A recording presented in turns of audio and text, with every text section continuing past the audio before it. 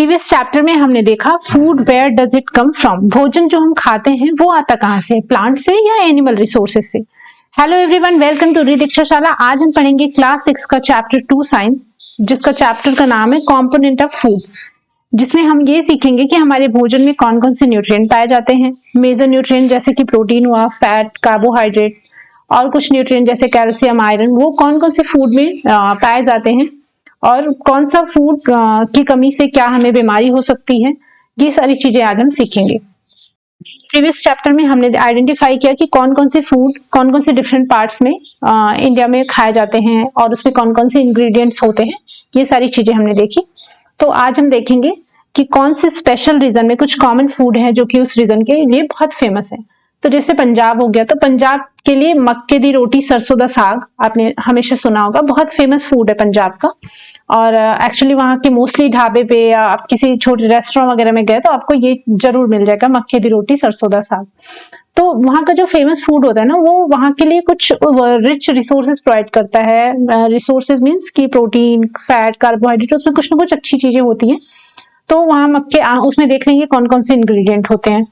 तो पंजाब की मक्के की रोटी, तो मक्के की रोटी होगी, ऑब्वियस है, कॉर्न जो होता है मक्का, उसकी रोटी होती है। और उसमें क्या क्या, उसके साथ कौन सी दाल वो लोग प्रेफर करते हैं, तो राजमा। वेजिटेबल तो सरसों का साग, मस्टर्ड का लीफ जो होता है, जैसे स्पैनिश लीफ होता है वैसे ही मस्टर्ड लीफ, जब छोटा छोटा मस्टर्ड होता है तो इसीलिए मस्टर्ड लीफ में हमने प्रीवियस चैप्टर में देखा भी था कि उसके 2 एडिबल पार्ट होते हैं, एक मस्टर्ड ऑयल, एक मस्टर्ड लीफ। तो मस्टर्ड लीफ जो होता है उसका वेजिटेबल बनता है, और मस्टर्ड ऑयल तो ऑयल होता ही है, एडिबल ऑयल होता है, उसका वेजिटेबल में भी यूज करते हैं और बाकी सारी चीजों में भी उस ऑयल का यूज होता है। अदर चीजें जो तो वो खाते हैं कर्ड और दही, कर्ड और घी, मीन्स दही और घी, तो वहां का फेमस है। आंध्र प्रदेश, जैसे जैसे हम साउदर्न रीजन में जाएंगे, जैसे केरला हुआ, आंध्र प्रदेश हुआ, तो वहां पे राइस उनका मेन फूड ग्रेन होता है। जैसे आप देखेंगे साउथ इंडियन डिशेस, कई रेस्टोरेंट में जाएंगे तो वहां के मेन्यू में आप देखते होंगे साउथ इंडियन डिशेस में मोस्टली आपको मिलेगा इडली मिलेगा, डोसा मिलेगा, डोसे में कई सारी वेराइटीज मिलेंगी। तो उसमें दाल के क्या आइटम होते हैं, तुअर दाल, और वेजिटेबल होता है कुंदरू, और उनके अदर्स आइटम वो एक्स्ट्रा में क्या लेते हैं, जैसे हमारे यहाँ क्या यूपी हुआ, बिहार हुआ, इन सब में, बिहार में आप देखेंगे लिट्टी चोखा वहां का फेमस है।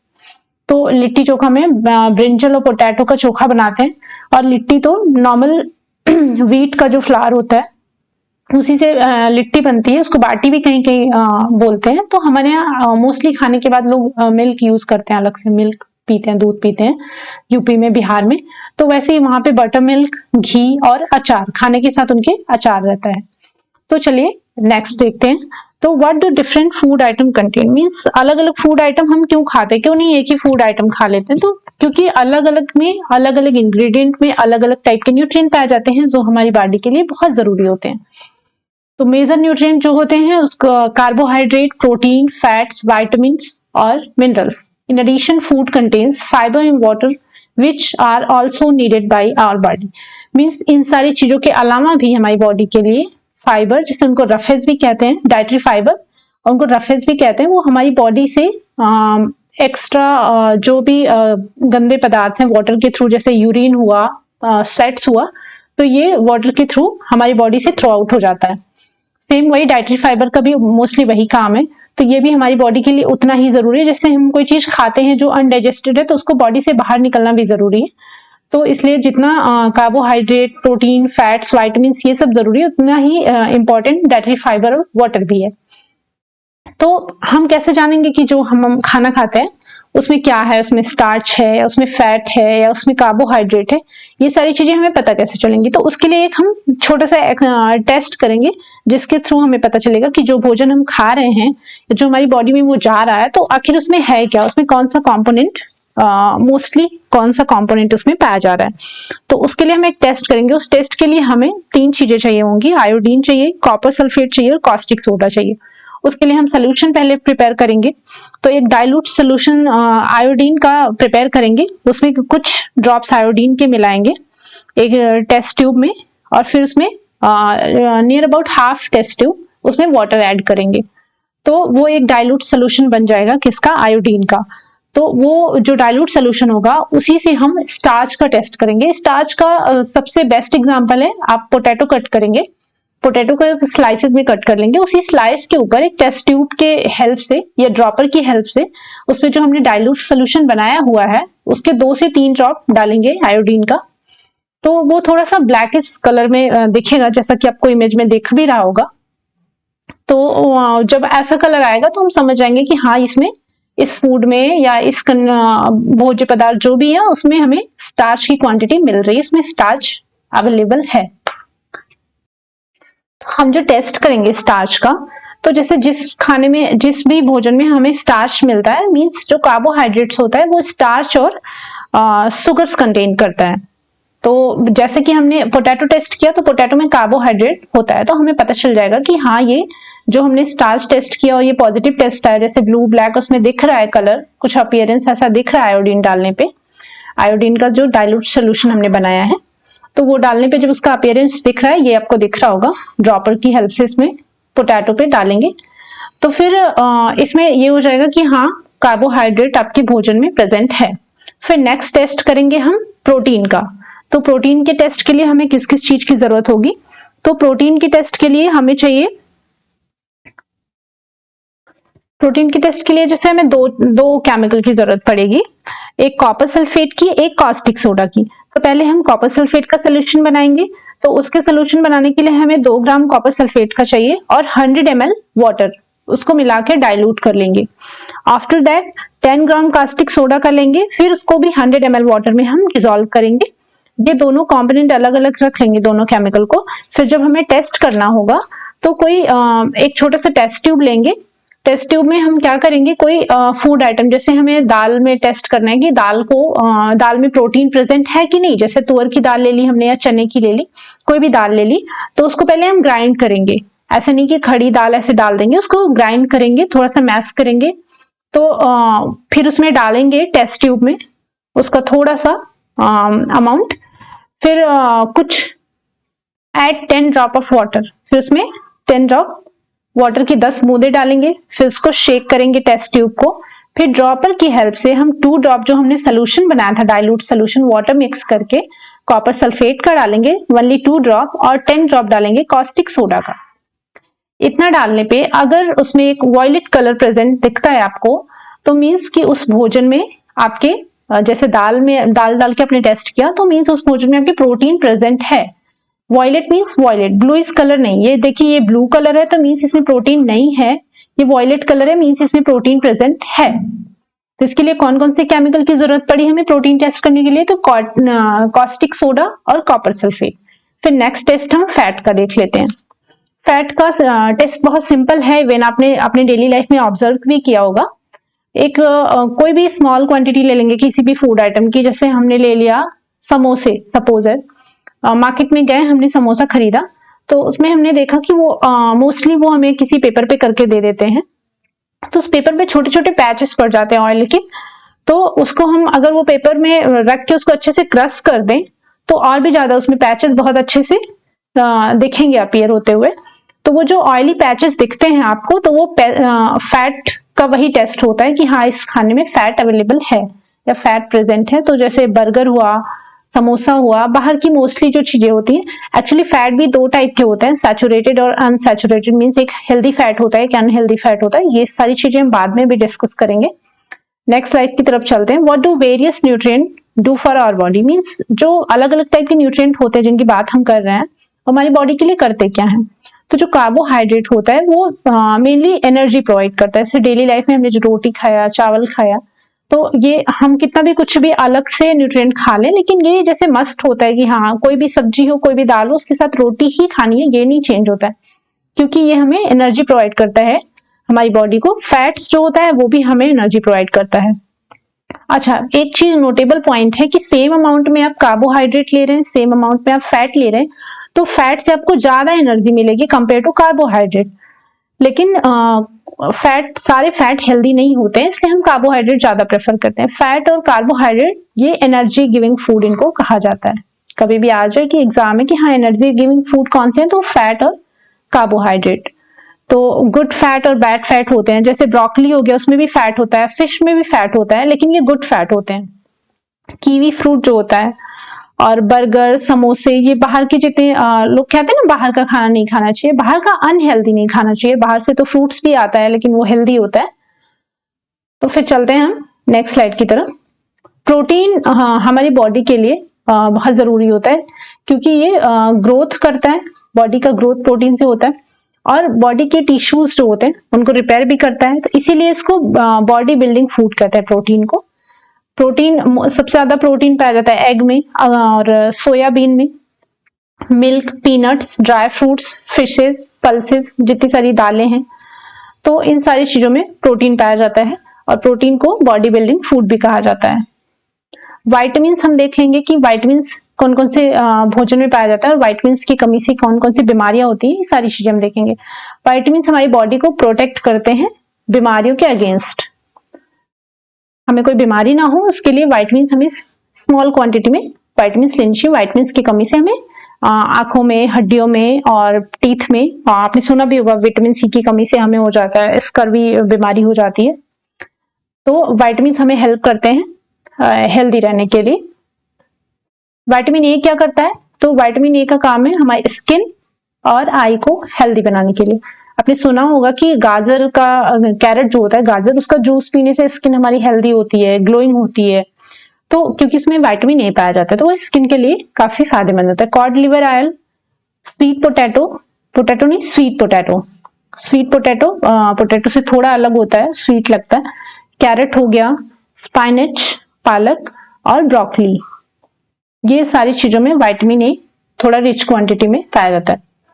फिर विटामिन बी देखेंगे। Vitamin B beef, liver, chicken, fish, ये तो सब नॉन वेजिटेरियन हो गया।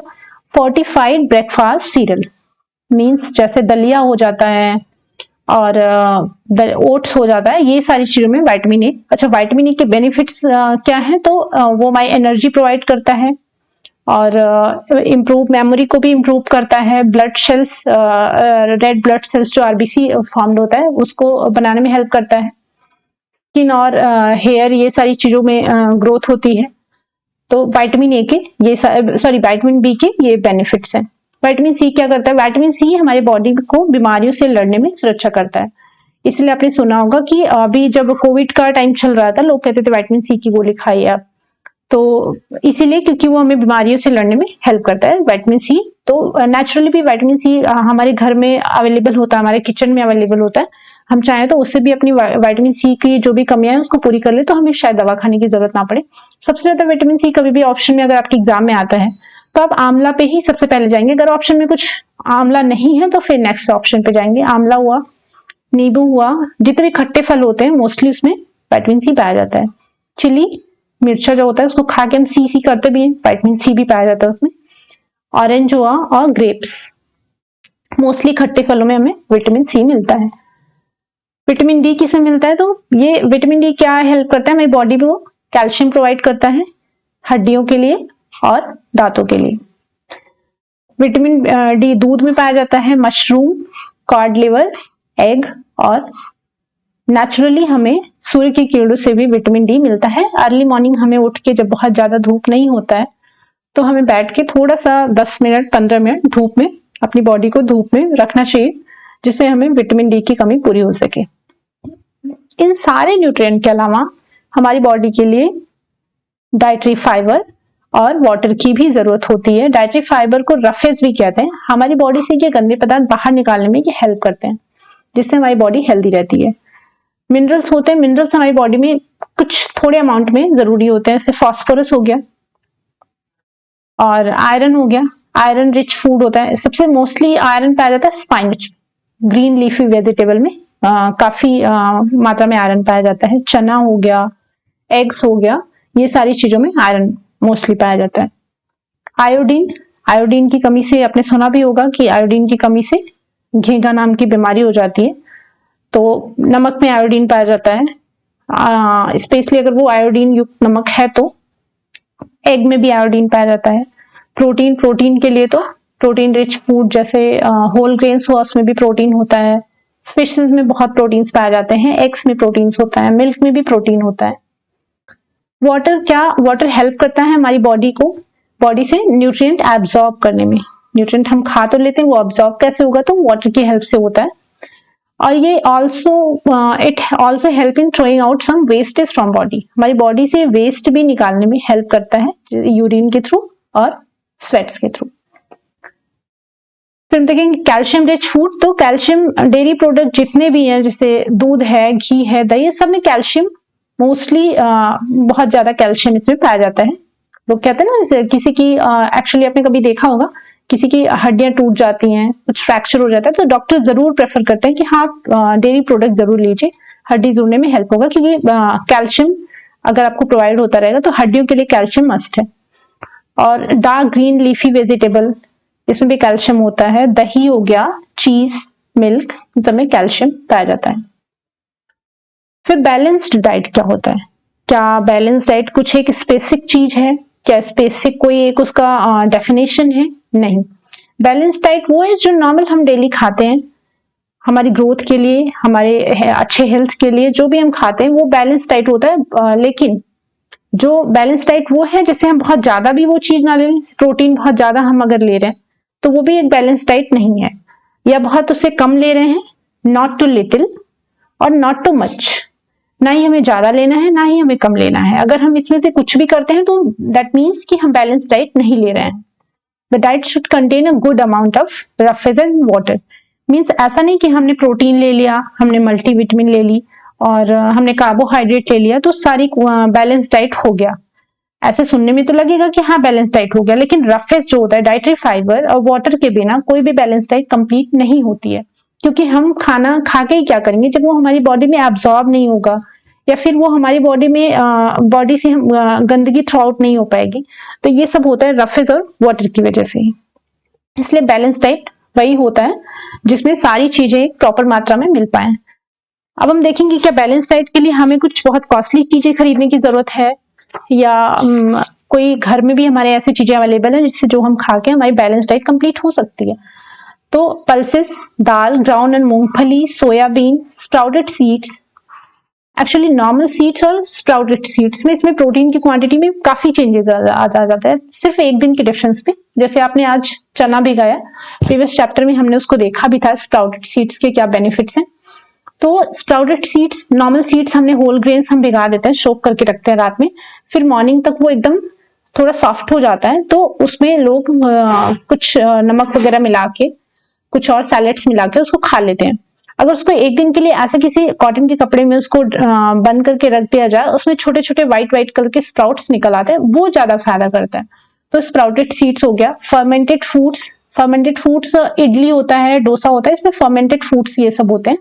क्योंकि फर्मेंटेशन देखते होंगे आपके घर में, अगर कभी इडली बनी ही होगी वैसे, तो इडली बनाने से पहले उसको एक दिन पहले उसको भिगा के रखा जाता है, और वो काफी उसकी क्वांटिटी जस्ट डबल हो जाती है, फर्मेंट होके उसका फर्मेंटेशन हो जाता है, तो वो उसकी क्वांटिटी डबल हो जाती है। उसमें दाल होता है, चावल होता है, तो ये कॉम्बिनेशन ऑफ फ्लावर्स मीन्स मिस्सी रोटी, कई आटा मिला के, जैसे उसमें मक्के का आटा भी होता है, गेहूं का भी आटा होता है, चने का भी आटा होता है, क्योंकि हमारी बॉडी के लिए सारे अलग अलग न्यूट्रिएंट हमारी बॉडी के लिए जरूरी हैं।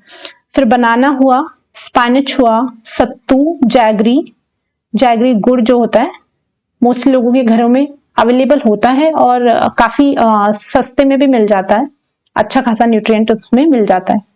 Available vegetables and other such food provide many nutrients. ये सारे फूड ऐसे हैं जो हमें बहुत सारे न्यूट्रिएंट प्रोवाइड करते हैं। Therefore one can eat a balance diet without expensive food material. बिना बहुत ज्यादा पैसा खर्च किए आप ये सारे भोजन, ये सारे जो फूड मटेरियल है, इनको खा के अपनी बॉडी की सारी न्यूट्रिएंट जो आपकी बॉडी को मिलना चाहिए वो कंप्लीट कर सकते हैं। Eating the right kind of food is not enough. Means हम सिर्फ मार्केट से आंवला ले लिए तो ऐसा नहीं कि विटामिन सी की कमी तुरंत पूरी हो जाती है। डिपेंड ये भी करता है कि आप उसको किस तरीके से खाते हैं, उसको कितना कुक्ड करने की जरूरत है। ऐसा तो नहीं आपने ज्यादा कुक कर दिया, या ऐसा तो नहीं आपने इतना कम कुक किया, तो उसके न्यूट्रिएंट प्रॉपर तरीके से आपको नहीं मिल पाएंगे। जैसे वेजिटेबल है, अगर उसको प्रॉपर तरीके से हम नहीं पकाते हैं तो उतना न्यूट्रिएंट नहीं मिलेगा। फ्रूट्स है, फ्रूट्स को अगर हम पील्ड आउट करके उसको वॉश करते हैं तो काफी इसके न्यूट्रिएंट उस पानी में निकल जाते हैं। जैसे एप्पल हुआ, लोग कहते हैं कि हाँ आप उसको ऐसे फ्रेश ही खाइए छिलके सहित, ना कि उसको छिलके, बट कुछ लोग छिलके खाते हैं। एक्चुअली आजकल केमिकल बेस्ड प्रोडक्ट ज्यादा आ रहा है, तो ऊपर से लोग उसको काफी टाइम तक फ्रेशनअप रहने के लिए उसमें कुछ केमिकल लगा देते हैं, तो इसलिए भी लोगों को छीलना जरूरी हो जाता है। लेकिन काफी वेजिटेबल्स और फ्रूट्स ऐसे हैं जिनकी जो स्किन होती है, जिनका छिलका होता है, उसमें मोस्टली विटामिन और मिनरल्स रहते हैं। फिर विटामिन सी बहुत इजीली डिस्ट्रॉय हो जाता है अगर उसको हम हीट करते हैं। हीट मीन्स उसको पका के खाते हैं। जैसे उसका एग्जांपल बेस्ट है, आपने आंवले का मुरब्बा देखा होगा, उसको पका के खाया जाता है। आपने कच्चा आंवला खाया और एक मुरब्बा खाया, तो दोनों में सेम क्वांटिटी में आपको विटामिन सी नहीं मिल पाएगा। उसका रीजन है कि उसको आपने पका दिया, तो उसकी काफी जो विटामिन है वो डिस्ट्रॉय हो चुके हैं उसको पकाने की वजह से। और उसको जब हम क्रश करके फिर पकाते हैं, तो उसका जो सारा उसमें से जूस होता है, जूसी मटेरियल जितने तो निकल ही जाते हैं, तो वो उतना फायदा नहीं करता है। फिर फैट्स है, फैट्स में क्या है, फ्राइड फूड जैसे समोसा हुआ, पूरी हुआ, मलाई, रबड़ी, पेड़ा, ये सारे फैटी। अच्छा, फैट हमें तुरंत तो बहुत तेजी से एनर्जी प्रोवाइड करते हैं, लेकिन ये काफी हार्मफुल साबित हो सकते हैं हमारी बॉडी के लिए। अगर हम ज्यादा फैट लेते हैं, तब जितनी हमारी बॉडी को रिक्वायरमेंट है उतना लेंगे तो कोई दिक्कत नहीं है। और हो सकता है कि हम कंटिन्यू ऐसे फैट पे फैट ज्यादा खाया जा रहे हैं, तो उसकी वजह से हमें ओबेसिटी भी हो सकता है। ओबेसिटी मीन्स मोटापा, जो कि बहुत कॉमन बीमारी है, मोस्टली लोगों में हो ही जाता है, एक एज के बाद भी हो जाता है, और ऐसे ज्यादा फैटी फूड खाने से भी हो जाता है। फिर डेफिशिएंसी डिजीज हम देखेंगे कि एक इंसान को एक पर्याप्त खाने में उसके क्या क्या चाहिए, इनफ फूड के लिए उसको क्या क्या चाहिए। लेकिन कभी कभी क्या होता है कि किसी एक पर्टिकुलर फूड में हमें सारे न्यूट्रिएंट नहीं मिल पाते हैं, और या फिर कोई एक पर्टिकुलर फूड हम नहीं खाते हैं, तो कोई एक चीज की बीमारी हो जाती है किसी एक न्यूट्रिएंट की कमी की वजह से। तो वो अगर हम लॉन्ग टाइम तक नहीं खाते हैं, तो ऐसा नहीं कि डेली हमें सब कुछ लेना जरूरी है, नहीं लिया तो एक ही दिन में हमें कुछ ना कुछ बीमारी हो जाती है, ऐसा नहीं है। अगर उसको हम लॉन्ग टाइम तक उस पर गैप करते हैं, वो चीज नहीं खाते हैं, तो वो उस कमी की वजह से कोई ना कोई बीमारी हो जाती है। तो ऐसी बीमारी को कहते हैं हम डेफिशिएंसी डिजीज। जैसे कोई इंसान है, कोई आदमी, लड़का, कोई भी, अगर वो पर्याप्त मात्रा में प्रोटीन नहीं ले रहा है, प्रोटीन वो किसी भी क्वांटिटी में ले सकता है, अंडे के थ्रू ले सकता है, दूध के थ्रू ले सकता है, फिशेस के थ्रू ले सकता है, चिकन हो गया, तो किसी भी ऐसा नहीं कि किसी स्पेसिफिक फूड से ही आपको लेना है, आपको आपकी बॉडी में जितनी रिक्वायरमेंट है प्रोटीन की उतनी मिलनी चाहिए, किसी भी फूड से मिले। दाल हो गया, तो अगर वो लॉन्ग टाइम तक नहीं लेता है तो उसकी ग्रोथ स्टॉप हो जाएगी, बॉडी ग्रोथ जो होती है वो रुक जाएगी, या हो सकता है स्लो हो, और फेस पे स्वेलिंग आ सकती है, डिसकलरेशन ऑफ हेयर कलर जो है वो डिसकलर हो जाएगा, स्किन डिजीज भी हो सकती है, जैसा कि आप देख सकते हैं प्रोटीन की कमी से, और डायरिया। प्रोटीन की कमी से ये चीजें हो सकती हैं अगर हम लॉन्ग टाइम तक नहीं लेते हैं। तो अगर 1-2 दिन नहीं लेते हैं तो उससे बहुत दिक्कत नहीं होती, हो सकता है आपकी बॉडी में थोड़ा वीकनेस जैसा लगे, लेकिन कोई लॉन्ग टाइम बीमारी नहीं होगी। और अगर प्रोटीन और कार्बोहाइड्रेट दोनों की कमी हो जाती है आपके भोजन में, तो आपका ग्रोथ कंप्लीटली स्टॉप हो जाएगा। एक्चुअली कार्बोहाइड्रेट हमें एनर्जी प्रोवाइड करता है, तो हो सकता है हम इतने कमजोर हो जाएं कि शायद बिस्तर से उठ भी ना पाए और मूव भी ना कर पाए, अगर कार्बोहाइड्रेट और प्रोटीन दोनों की साथ में हमें कमी हो जाती है, और एकदम लॉन्ग टाइम तक कमी हो जाती है, ऐसा नहीं कि शॉर्ट टाइम तक, लॉन्ग टाइम तक कमी हो जाती है, तो मे बी हम अपनी बेड से उठ भी ना पाए, थोड़ा सा मूव भी ना कर पाए, और बॉडी बहुत वीक फील करने लगे। फिर हम देखते हैं कौन सी कमी से कौन सी बीमारी होती है। ये रहा विटामिन और मिनरल। तो विटामिन ए की कमी से क्या होता है, लॉस ऑफ विजन, इसको एक्चुअली ज़ेरोप्थेल्मिया नाम की भी बीमारी कहते हैं, आंखों की बीमारी। पुअर विजन हो जाएगा, लॉस ऑफ विजन, अंधेरे में हमें नहीं दिखेगा। रतौंधी भी कहते हैं, विटामिन ए की कमी से रतौंधी नाम की बीमारी होती है। और कंप्लीट लॉस ऑफ विजन भी हो सकता है, कभी कभी ऐसा होता है जैसे हम बहुत लॉन्ग टाइम तक हमने विटामिन ए नहीं लिया, या डॉक्टर से सलाह नहीं ली, थोड़ा सा हमें कम दिखाई दे रहा था, हमने डॉक्टर को नहीं दिखाया, तो हो सकता है कि कंप्लीटली लॉस ऑफ विजन हो जाए। विटामिन B1, इसकी कमी से हमें इसको एक्चुअली विटामिन B1 का केमिकल नेम होता है थायमिन, और विटामिन ए का रेटिनॉल। तो हो सकता है आपके एग्जाम में आ जाए कि रेटिनॉल की कमी से क्या बीमारी होती है, तो लॉस ऑफ विजन, और थायमिन की कमी से बेरी।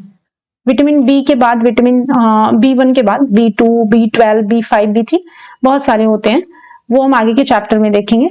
विटामिन B1 की कमी से क्या होता है, मसल्स वीक हो जाता है और हम बहुत लो एनर्जी फील करते हैं। कभी कभी आपने महसूस किया होगा कि हाँ, हम जैसे बिस्तर पे पड़े हैं, हमारा उठने का मन ही नहीं कर रहा है, एकदम सुस्ती सी फील हो रही है, अजीब सा ही हो रहा है, जैसे लगता है कि कोई बीमारी तो नहीं है, हमें फीवर भी नहीं है, फिर भी हम बेड से उठ नहीं पा रहे, तो बहुत लो एनर्जी फील होती है।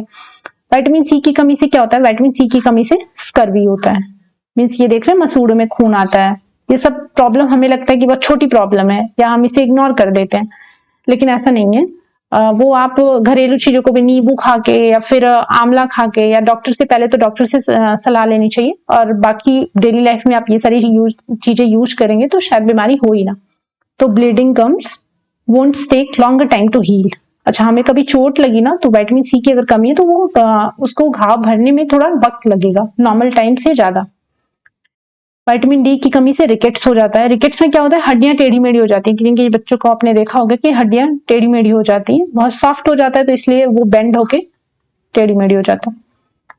फिर कैल्शियम, कैल्शियम की कमी से बोन एंड टूथ डीके। किसी किसी के दांतों में आपने देखा होगा वो हेल्दी नहीं दिखते हैं, तो कैल्शियम की कमी होती है, इसलिए वीक बोन्स और टूथ डीके भी होता है।